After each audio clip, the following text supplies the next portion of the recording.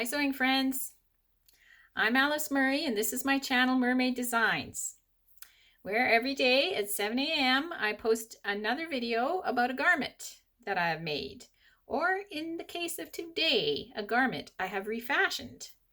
And my hope for this channel is that we learn together. I'm a relatively new sewer. I've been sewing for about 2 years, and your support really helps me, and I hope I help you. So I will show you what I made, and then we will talk about it.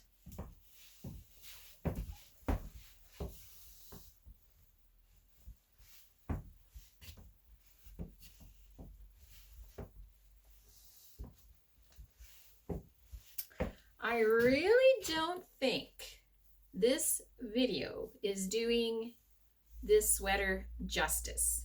It is awesome.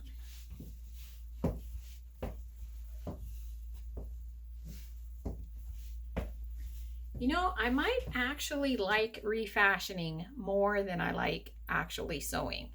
It is so much fun to take something and imagine it completely different.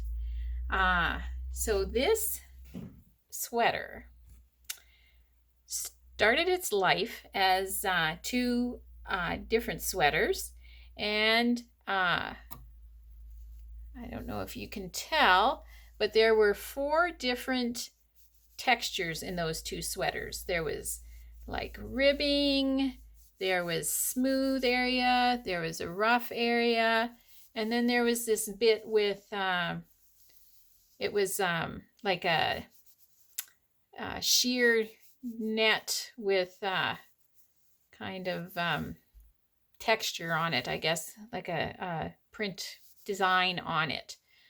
And so what I did is I took those 4 different bits and cut them into squares and laid them out and quilted them together, like pieced them together like a quilt.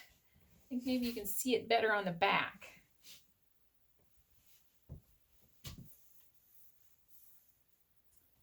So I made the back, I made the front. Originally I cut the sleeves off of one of the sweaters, and after I made the front, quilted together the front, pieced it all together, then I sewed the shoulders together. I sewed it all, pieced it all together on my serger. You can see it here better. Didn't line that corner up exactly, but pieced it together, sewed the shoulder seams, sewed up the side seams, put the sleeves back in, and then I put black bias binding all the way around it. And it kind of made it kind of stiff, kind of wibbly. Is wibbly a sewing word? I don't know. Did it around the cuffs of the sleeves too. And then I thought I need some way of closing this. So then I decided I took some of the bias binding, I folded it in half and sewed it to make it like a lace, and sewed it on so that I could just tie it together.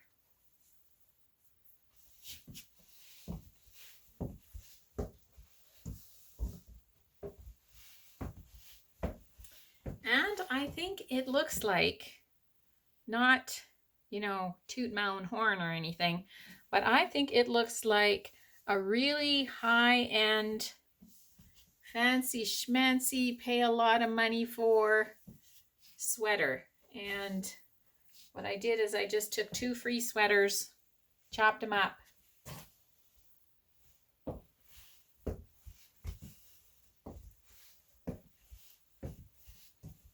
and voila. I do want to think of some way to, I think I'm going to put some snaps in between the ties. I had to actually pin it because like this cotton bias binding next to the soft sweater, it is kind of sticky outy and it doesn't lay nice there. So I think I might put some, you know, sew on snaps in there. If you have any other ideas, I would be grateful for them. And give me one more twirl.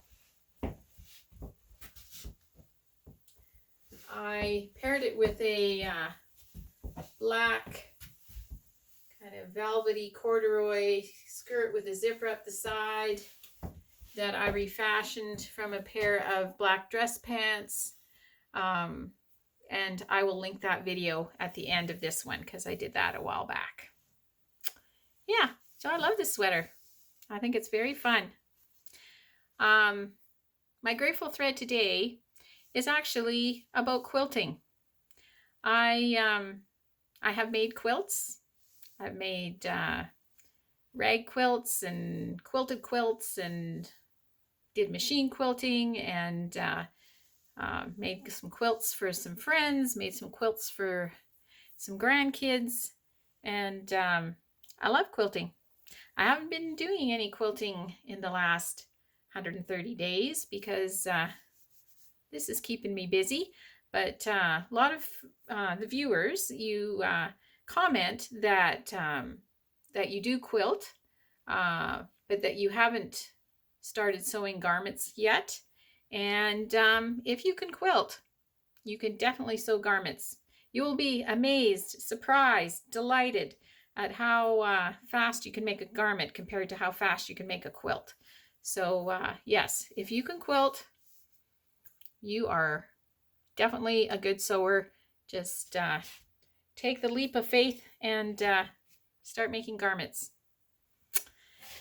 And I hope, whether it's quilts or whether it's garments, I hope that you are sewing. Because whether it's quilts or garments, sewing is definitely so much fun.